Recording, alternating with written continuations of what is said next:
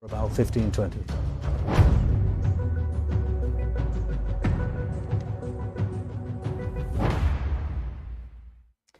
Welcome to the Northern Business Podcast, a regular discussion with people in the north of England who lead businesses, employ people, and have new ideas to help our economy grow. The Northern Business Podcast is produced by Recognition PR, which serves scores of companies in different sectors across the country, some of which occasionally contribute to the programme.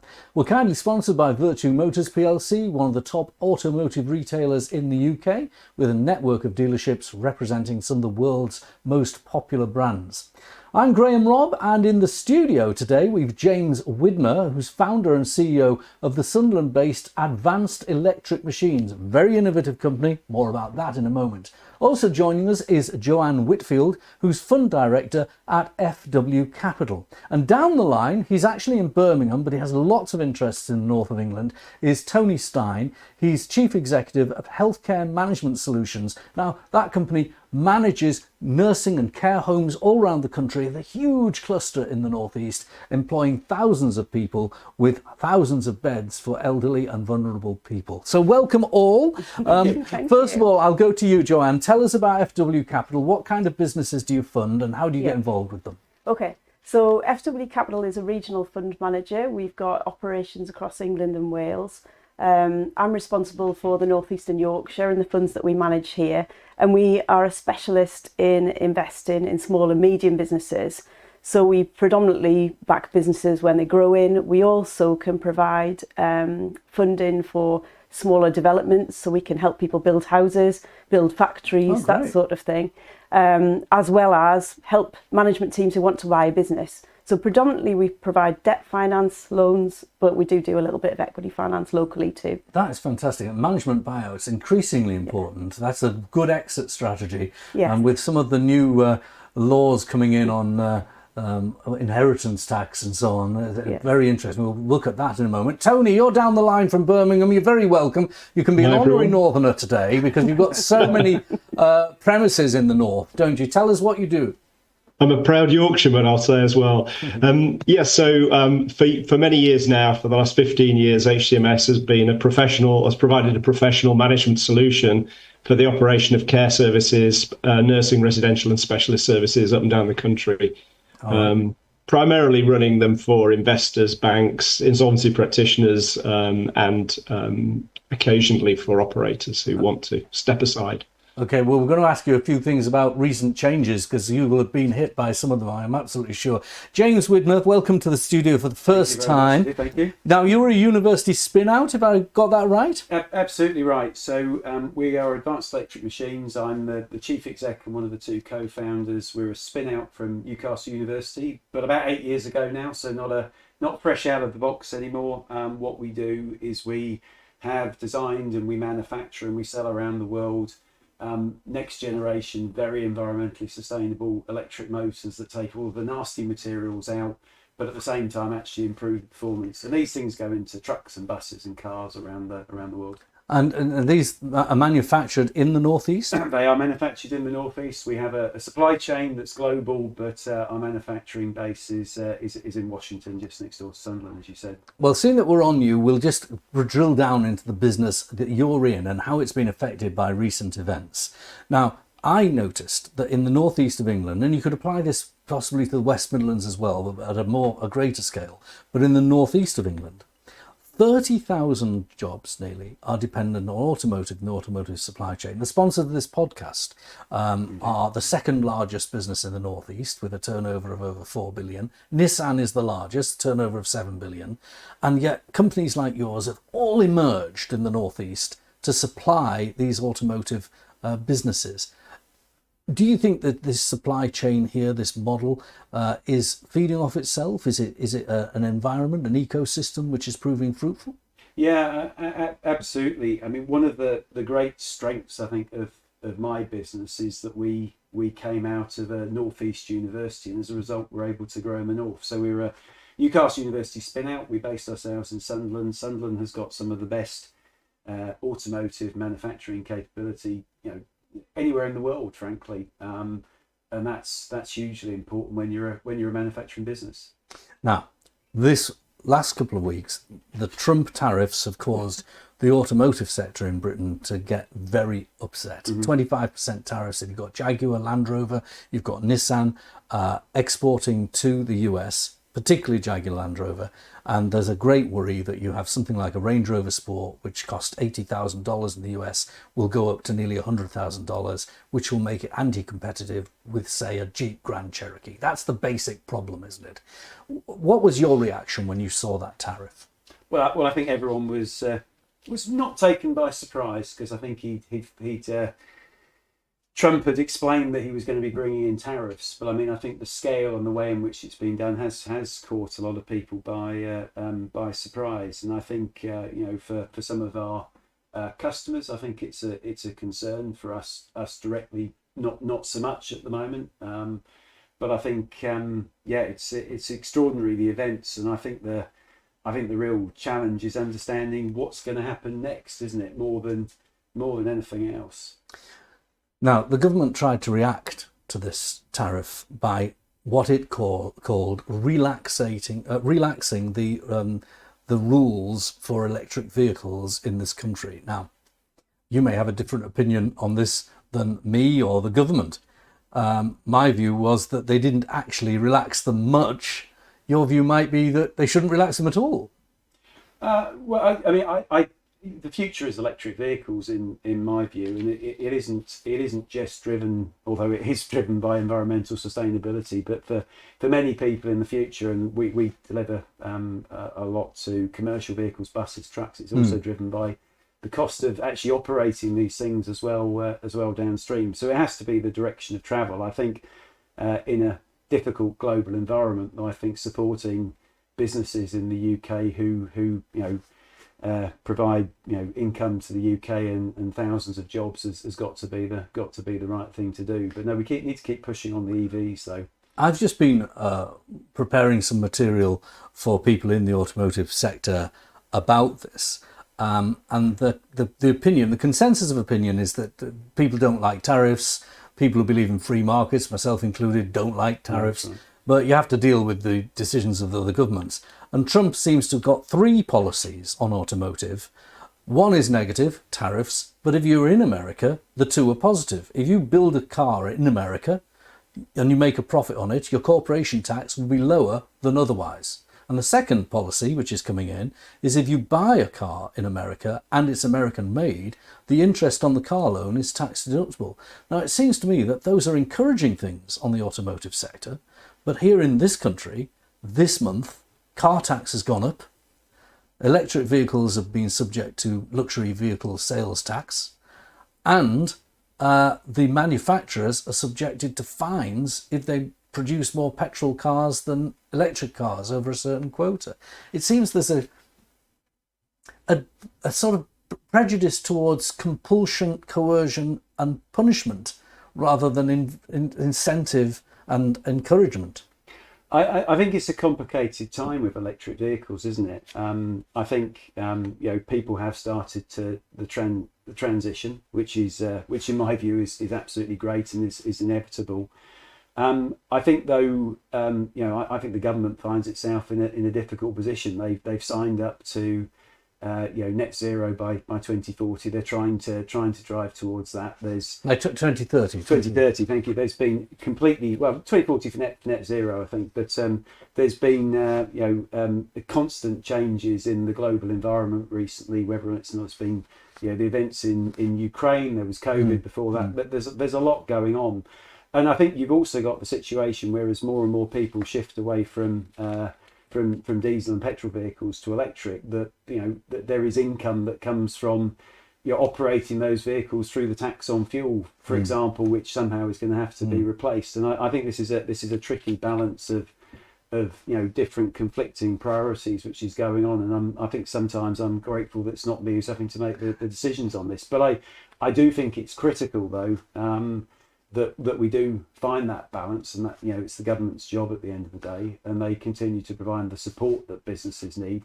to get them through this transition. Because what I believe passionately in is that we are great at technology in the UK. We've got some great technology which contributes towards electric vehicles in the future, and we need the support to grow those businesses to make sure that they're at the forefront of what's coming in the future. You're an electric car driver. You probably parked outside our studio here, and you'll have seen I'd installed electric vehicle charging. I was very pleased to see that. And I'm a bit of a slightly agnostic. I have one car that's hybrid and one car that's petrol. Depends on which journey I'm doing, I think. But my staff have all chosen electric when they've had a company car. Do you drive a company electric car, Joanne? I don't. I'm afraid I don't. I don't have an older car, so. And what's the barrier to entry for you? I think it's my love of classic cars, I suppose. Well, there you go. Well, last year I rushed out and bought a new petrol car, knowing that they're going to be effectively rationed over the next few years. I'll have my petrol car, and I've got a hybrid, and so I have two, which is a very luxurious position to be in, I'm sure. But I didn't want to be caught out without the petrol car in sort of 4 or 5 years' time. Yeah. Do you think you will switch? Potentially, we've got it's not a company car scheme, but it's a scheme that you can access through work, which is electric vehicles only. So we've got the potential to do that. Salary sacrifice kind of. Yeah, that's right. So I've thought about that because we do have 2 cars in the family. So perhaps when the other one, not my car, the other car, when that one needs changing. And let's bring in Tony. You just had a bit of disruption, so you maybe didn't hear everything that was being said. But what about your car? What are you driving? Yes, I was an early adopter with the Tesla, and I had a Tesla for 7 years. Well, I had 2, and they were great cars, fantastic. I loved it. Got solar panels at home, so I charged it for free during the day. Well, not for free, I paid for the panels, but you know what I mean. But my needs changed, so I'm now driving a big diesel pickup. Very good. I got putting concrete in the back of my Tesla. All right. So I want to drill down. We've just talked to James about some of the changes that have gone on with the tariffs in his sector, which I suppose his sector will still remain buoyant on electric cars because they didn't move the date. They didn't say 2035, which it was. What about your sector, Tony?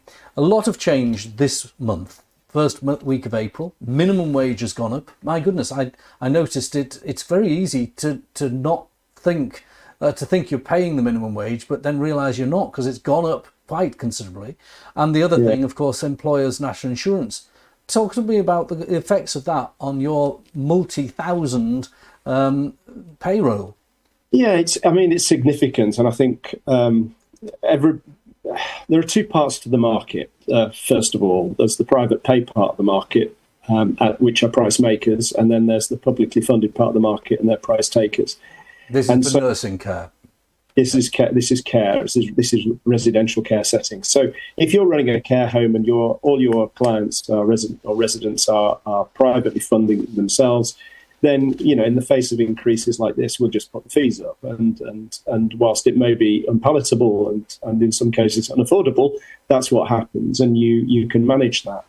I think for the other part of the market where you're reliant on fees from local authorities, you are stuffed because you literally are sat there with bated breath waiting to see what the local authority increase will be and whether that will cover the increase in costs.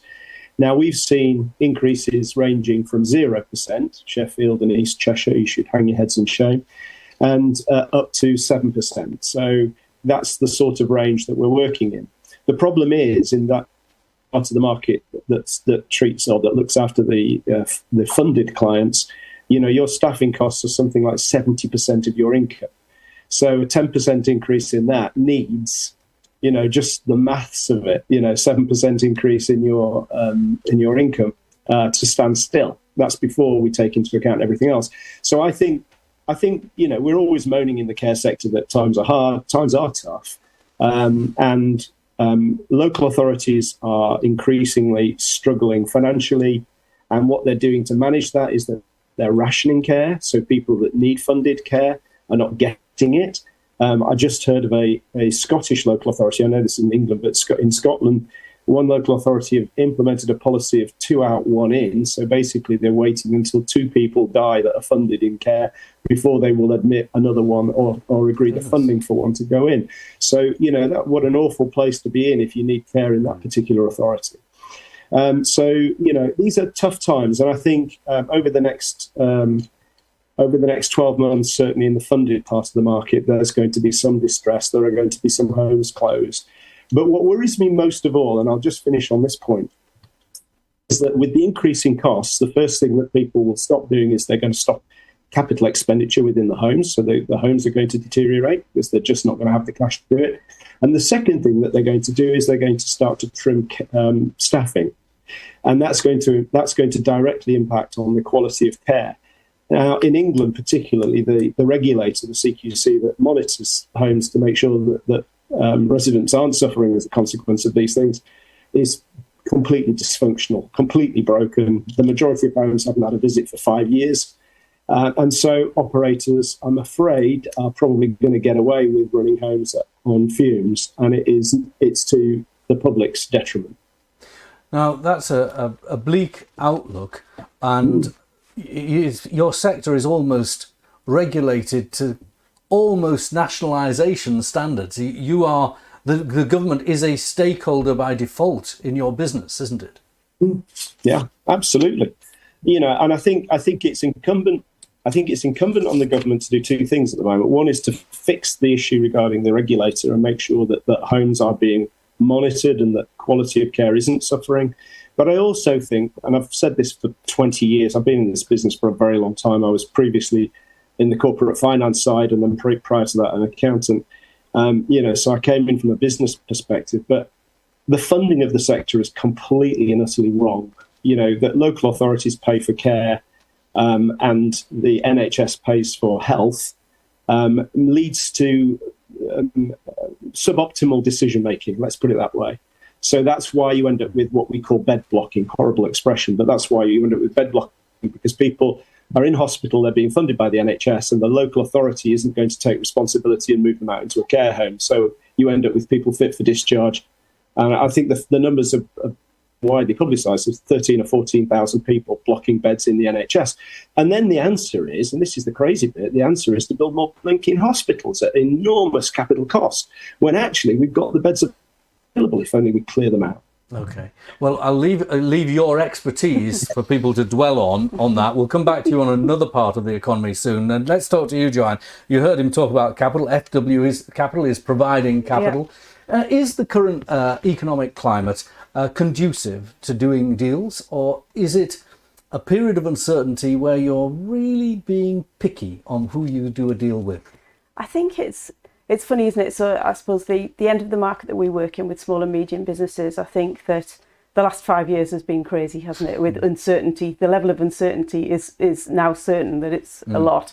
And I think this is the latest, isn't it? I think business confidence is generally low, but SMEs are having to get on with it. We saw a bit of a dip sort of back end of last calendar year, just after the budget news, while people took stock. But I see in terms of inquiry levels coming through in the new year, people have just decided we just got to get on with this, because we have to make the best of this. We kind of know what's coming now in terms of national insurance.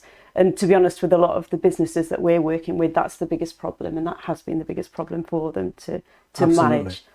And I'm noticing in my own business practice that this month of April, people are saying, well, just see how it turns out. And I think that people are starting to phone up with plans, but they're not willing to push the button with plans. And maybe May, June, buttons will be pushed. Yeah. And I think, look, we're seeing people come to us for all sorts of different reasons. And what we are seeing in our portfolio is potentially companies that are maybe not recruiting as heavily as they would have done, maybe looking at ways that perhaps they can automate. So maybe capital expenditure in that respect will save them in other parts of the business. So it's that sort of thing. I think it's that pause for thought in terms of headcount, but actually there's quite a lot of work for people to be getting on with, and they do need to be able to deliver that in terms of capacity within the business. We talked about Donald Trump's tariffs, but there is a byproduct of the tariff announcement, and that is that the markets in the industrialized world have gone a bit crazy with huge drops. Has that sentiment affected your own sentiment about the economy, or do you just see it as a market thing, a correction? I think it's you've got to look at these things in the longer term, haven't you? The sorts of funds that we're managing are all about trying to sort of balance the books of the economy, supporting regions that particularly haven't had enough investment over the years. So we're outside of the southeastern London, so we're trying to support those businesses to level the playing field a little bit. And I think that's just what we've got to focus on. We've got targets to deploy in the market. Yes, we're looking for good quality businesses, but there are plenty of those around. And actually, sometimes when there is uncertainty in the market, it provides businesses like ourselves with a bit more opportunity, because potentially mainstream lenders might get a little bit more reticent to do deals. So it perhaps gives us a little bit more opportunity to support those businesses that look really good in terms of opportunity and have got a good business plan. I mean, it does look, particularly with some of the journalists that are reporting on it, they love to blow up a story more than maybe they should. What was your concern or non-concern over the market turbulence we've seen over the last few days? Well, I mean, it's been quite something to watch, hasn't it? And everyone, I think, should be worried because another big global shock after one global shock after the other, as I said earlier, is really problematic. As I said, though, I think the great unknown with what's going on in the US at the moment is what happens next. I don't think anybody seems to be able to judge that. So I think I probably share the view of many people, which is I keep an eye on what's going on, but don't focus on the detail day by day. And maybe as you said, you got to look over it. You got to look over a longer period for this. And people maybe have just got a bit too used to having cheap exports to America from the Middle East, not from the Far East, rather than from us, and our own country a bit too used to having Far East imports. I mean, you're in a sector where components have been shipped in, but in the northeast we're trying to make them, aren't we? That may be a downside, though, for the UK of this, is if these tariffs stick. I mean, these huge Asian companies. If you look at electrification, the big leader in electrification at the moment is China. Yeah.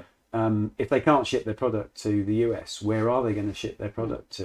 Where is the steel going to go that's coming from China that was going to go to the US? I mean, there are significant risks to the UK economy and UK businesses going forward. But so who knows what they're going to do? The thing about what's happening in the US at the moment is it could change tomorrow. Yeah, so I think the thing is to give a bit of time to see how it settles. I dug out a quote from Warren Buffett, the famous investor who still runs Berkshire Capital, and he said, "Markets are in the short term voting machines, but in the long term weighing machines." So you've got to take a longer term view than just what happens next Monday. Yeah. Tony, you've been in corporate finance. Let's get you to weigh in on this question. A weighing machine or a voting machine? What is the market? I think the simple answer to this is that business likes certainty. And I think if Trump turned around and said, look, these are the tariffs that are going to be in for the next 10 years, the market would adjust and they would work out how it was going to deal with that, and things would change and people would settle down. But what people cannot cope with is this constant changing and the uncertainty about what's going to happen next week, because you can't plan. You can't deploy capital properly. You can't make decisions around your business if you don't know what's going to happen next week, next month, next year. And so that's the first thing I'd say. I think that the other thing I will say this, and it will be very unpopular, I'm sure, with some people, but Trump is absolutely right with what he's doing, but he's 30 years too late. Yeah. Back in the 90s, the comparative payroll differential between the UK and China was 40 times. Back in 1995, the average pay in the UK was 16 to 18,000, and it was 40 times less in China. Now, the EU's biggest ever blunder was that they went down the track of globalization and saying, countries that are better off using labor to make stuff should be making stuff. Manufacturing should flock to the cheaper places where it's cheaper to make stuff, and so on. And the reality is that completely destroyed all the industry that we had in Europe and the UK, and so our industrial base disappeared overnight. Well, it was a couple of decades, really. And our strength was the city and finance, and not everybody can be a stockbroker or a banker, I'm afraid. We need jobs. We need blue-collar jobs, and we've allowed that to disappear. Now, my worry today is that China is chucking electric cars out, and some fantastic cars, at a rate of knots. Now, their average wages in China today are £12,000 a year. So how do we compete? And are we going to let them completely decimate what's left of our car industry? So goodbye to Jaguar Land Rover, goodbye to anything, any other businesses that we have. All right, Tony, I can't let this gloom go unchallenged. I'm chairing the Make UK conference in the North in a few weeks' time. And I know that some of the ways we can compete is by getting great firms like yours, but having robots doing a lot of the stuff and having the people make the robots. Well, which interesting enough, actually, I'm not going to do the gloom, because I think one of the things that has come out of the great growth in Asia, actually, at least from my perspective, is new markets. So, we don't ship all of our stuff to the UK or Europe. We send our stuff around the world, and that wouldn't be possible without the great engine of their growth. But I also actually do have to agree to an extent with Tony on some of the points that he makes. One of the real shames, I think for me, is that when we set out with the ambition to buy all of our components in the UK or close by in Europe, that we've not been able to stick to that. But interestingly, though, the point you make about the robots, the issue about competitiveness, certainly with what I'm trying to do, UK versus Asia, is actually because the Asian companies have invested in the robots. So you would think, if you go to somewhere like India, the reason for the low cost of manufacturing would be because of the low cost of labour. That just isn't the case. What they've got is fully automated, extremely professional production lines. Unfortunately, when I go to businesses in the UK to buy, they have not ever been able to find that capital. And actually, it's great to have Joanne here, I think, to go and talk about some of this, because the big, I think, challenge for my UK suppliers is they've not been able to borrow money since 2008, not on the scale to actually allow them to invest. And we talk about the poor productivity in the UK. I mean, my personal view on that is that if companies can't invest in the latest technology, they're not going to be productive, and that's the root cause of it. So, if I'm looking for something at the moment from we were talking a bit about what government could do for the care sector. I think for industry. So it's great to see Joanne here doing great things in the northeast. By the sounds of it, but for industry, it's all about having access to debt at reasonable cost and at sensible risk, for family businesses, so they don't have to put their houses up and things like that. And that's just been impossible for probably for over a decade now. Well, having had you both make those very cogent points, I'm going to leave the last word to you, Joanne. Who I'm sure could disagree. So, where do you see it going from now? And if you were coming on this programme in 6 months, do you think things will have stabilised? I think there is where there's challenges, there's always opportunity for the right businesses, aren't there? So I think there will certainly be some winners out of this. And I think that there is, for some businesses that can be agile and take the steps forward to maybe capitalise on that, then let's get on and do that. I think people, in terms of tariffs, some of the high value stuff, the high technology stuff that we make here, that we export to the US, I think is an opportunity there, because whilst we have tariffs, they're not as bad as they are in other locations. So actually, let's capitalise on that. But I think in 6 months' time, I think it'll still be volatile. I think it'll still be difficult. It's too short a period of time, I think. But I think we will be partly through that. Things that to do with the national insurance, things that have been a reset in budgetary terms here locally, I think that will have settled down and people will have started to make a plan for the next few years. Well, let's just hope the Chancellor doesn't come back for more. Joanne, James and Tony, thank you for joining us. Thank you. If you'd like to join us as a guest on the Northern Business Podcast, feel free to get in touch. We'd love to hear from you. Contact us through LinkedIn at Recognition PR. Thanks to podcast producer Alex Dryden and our technical operator, Robin Campbell.